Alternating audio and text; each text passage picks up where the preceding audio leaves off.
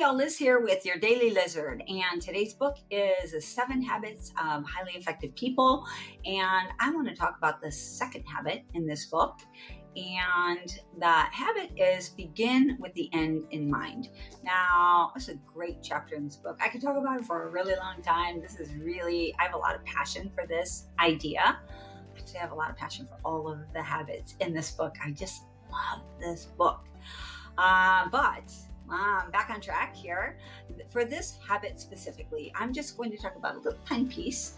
The idea here of thinking about what you want to get out of a situation before you go into the situation. So one of the ways that I teach this in our circles and in a lot of our coaching is that when you're going into a meeting with someone, especially if it's a meeting where you know it's going to get a little sticky, before you begin the meeting, when you're thinking about what you're going to say, think about the outcome. What's the outcome that you plan to get? How will you know when your meeting is done? And what are you striving for? What do you expect the other person to say? What do you expect them to do? How are you expecting them to act? So thinking about what you want in the very end helps you get there better.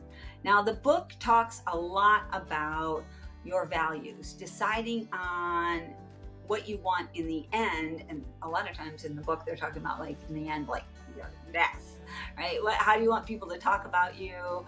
What do you want to be said about you, etc. Great. I love all that stuff. I think that's super helpful. But I also like it just for daily life when you're doing whatever it is that you're doing. Instead of just going with the flow, think, what do you want the end to be like? And then focus in on the values that are important to you that will help you get to that place. Now, I would love it if I could tell you that I do this all the time. I do not. But I can tell you that I do this a huge amount more than I did just 5 years ago, even 1 year ago.